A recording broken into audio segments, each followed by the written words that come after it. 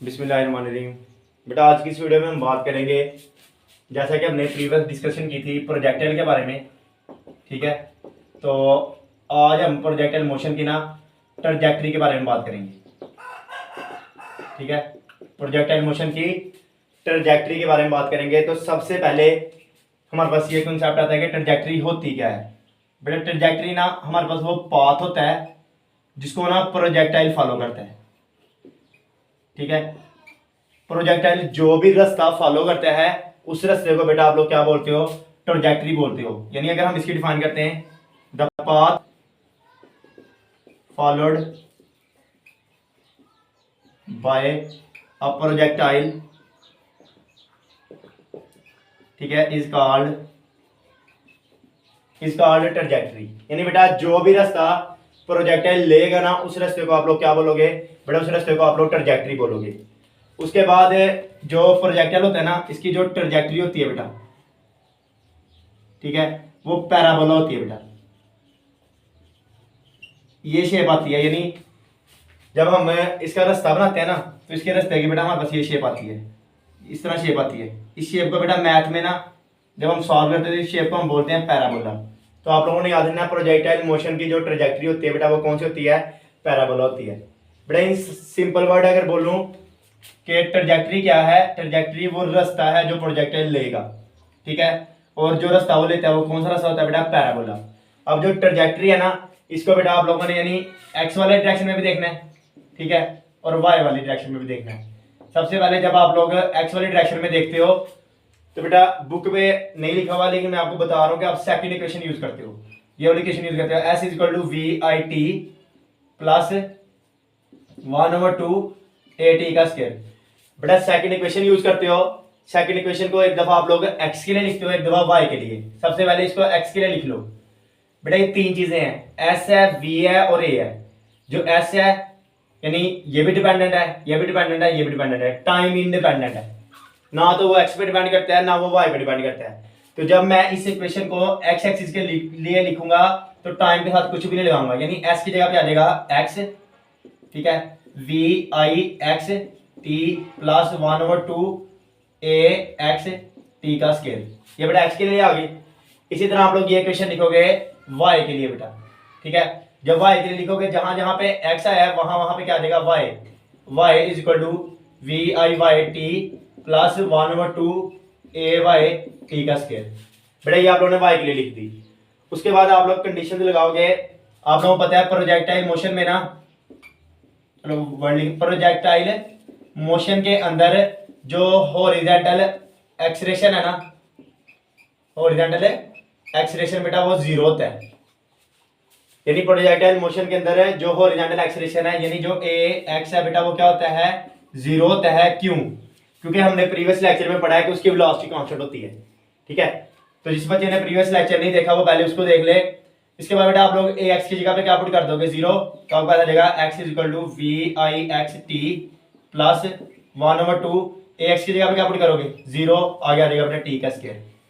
तो आपके पास एक्स का जो प्रोजेक्टाइल आएगा बेटा वो आएगा वी आई एक्स टी, क्योंकि बाकी तो जीरो हो जाएगा। देखो बेटा टॉपिक था प्रोजेक्टाइल की ट्रैजेक्टरी। हमने कहा कि जो रास्ता प्रोजेक्टाइल फॉलो करता है ना, the path followed by a projectile is called trajectory. बेटा प्रोजेक्टाइल की जो ट्रैजेक्टरी होती है ना वो पैराबोला होती है। ठीक है, इसके बाद हमने कहा कि हमने इसको बेटा एक्स के लिए भी लिखना है और वाई के लिए भी लिखना है। सबसे पहले जब एक्स के लिए लिखेंगे तो वैसे याद दहाने के लिए आप लोगों ने याद रखना हम सेकंड इक्वेशन का यूज करते हैं। तो सेकंड इक्वेशन को एक दफा एक्स के लिए लिख लेंगे और सेकंड इक्वेशन को एक दफा वाई के लिए लिख लेंगे। बेटा एक्स वाले को सॉल्व करेंगे। याद रखना प्रोजेक्टाइल के केस में हॉरिजॉन्टल एक्सीलरेशन यानी ए एक्स क्या होता है, जीरो, इसलिए आप लोग यहाँ पे जीरो पुट कर दोगे। जब यहाँ पे जीरो आ जाएगा बेटा ये आपके एक्स की वैल्यू आ गई। इसी तरह आप लोग क्या करोगे, अब वाई के लिए बेटा इसको सॉल्व करोगे। जब वाई के लिए करोगे तो आपको पता है कि ए वाई किसके बराबर होता है, जी के। प्रोजेक्टाइल में जो वर्टिकल एक्सीलरेशन होता है ना वो ग्रेविटेशन एक्सीलरेशन के बराबर होता है। ठीक है, तो यहाँ पे बेटा जी पुट कर दोगे तो y बराबर आ जाएगा V I Y T plus 1/2, ठीक है, जी टी का स्क्वायर। बेटा बॉडी अपवर्ड जा रही है इसलिए कौन सा साइन लगाओगे, माइनस का।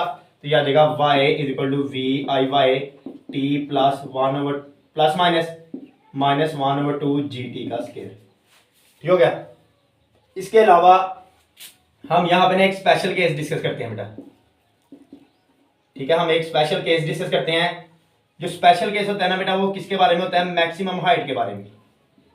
किसके बारे में होता है? Maximum height. बेटा मैक्सिमम हाइट वो होती है जहां पे बॉडी का जो वर्टिकल कंपोनेंट है ना, वेलोसिटी का, जहां पे वेलोसिटी का जो वर्टिकल कंपोनेंट है बेटा वो जीरो हो जाता है, ठीक है। तो जहां पे बेटा ये वी आई वाई जीरो हो जाए, वो हमारे पास कौन सी हाइट होगी? मैक्सिमम हाइट होगी। तो वी आई वाई की जगह जब आप लोग जीरो पुट करोगे तो वाई बराबर आ जाएगा -1/2 जी टी का स्क्वायर। बेटा ये आपका एक स्पेशल केस बुक पे ऐसे दिया हुआ है। अच्छा आप लोगों ने याद रखना है कि जो रास्ता भी बेटा प्रोजेक्टाइल फॉलो करता है ना, उसको बेटा आप लोग क्या बोलते हो?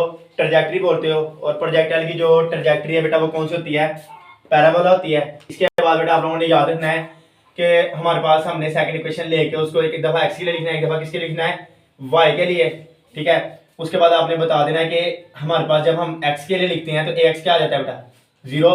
जब ए एक्स हमारे पास क्या आ जाएगा? जीरो आ जाएगा। तो यहाँ पे जीरो पुट करोगे बेटा आपके पास ये वाली वैल्यू आ जाएगी।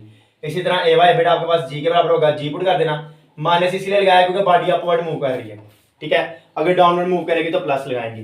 नीचे एक स्पेशल केस डिस्कस किया है बेटा। इसके बाद अब हम बात करते हैं इसकी जो इंस्टेंटेनियस वेलोसिटी है, ठीक है, इसकी जो मैग्नीट्यूड है और जो इसकी डायरेक्शन है उसके बारे में, ठीक है।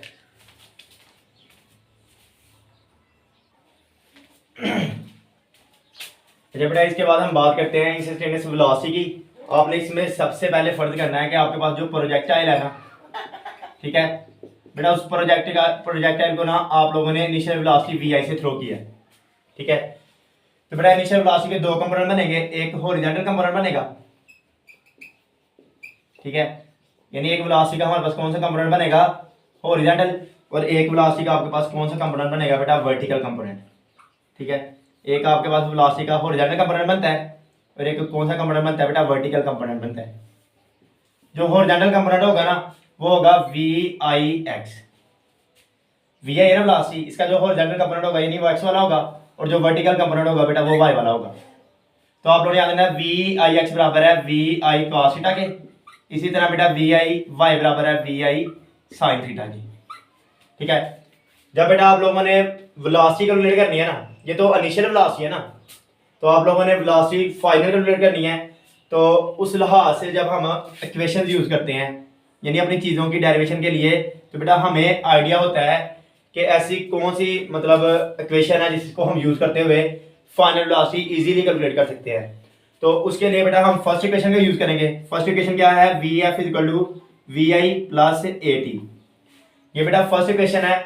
जिस तरह अभी प्रीवियस सेकंड इक्वेशन को एक दफा एक्स के लिए लिखा है, एक दफा वाई के लिए लिखा है, इसी तरह इस इक्वेशन को भी एक दफा एक्स के लिए लिखोगे, एक दफा वाई के लिए।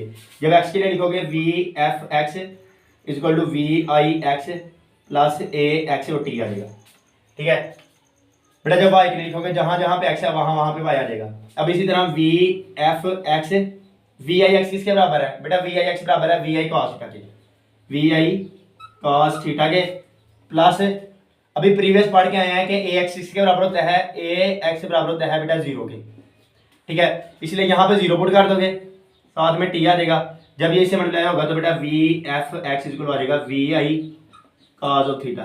ये आपके पास आ गया वी एफ एक्स, ठीक है। यानी हॉरिजॉन्टल कंपोनेंट आ गया बेटा। अब आपने कैलकुलेट करना है वर्टिकल कंपोनेंट, ठीक है।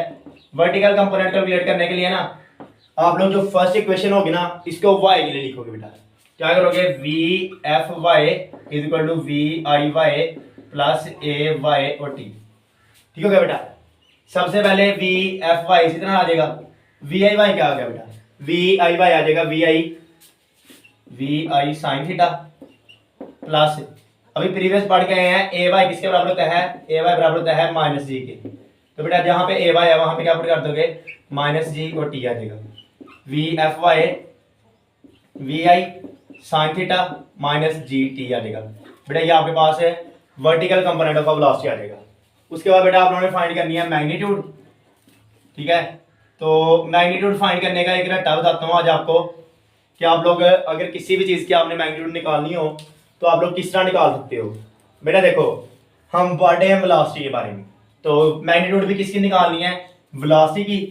तो वेलोसिटी की मैग्नीट्यूड निकालने के लिए ना साइड पे वेलोसिटी लिखते हैं, लिख दिया, इक्वल लगाते हैं, जो भी कंपोनेंट दिए होते हैं उन सबको ऐड अप कर देते हैं। बेटा दो कंपोनेंट दिए हुए हैं, एक वी एफ एक्स दिया हुआ है, एक वी एफ वाई दिया, दोनों को ऐड कर देते हैं, दोनों के ऊपर बेटा स्क्वायर लगा देते हैं और स्क्वायर रूट ले लेते हैं। ये बेटा मैग्नीट्यूड निकालने का तरीका है।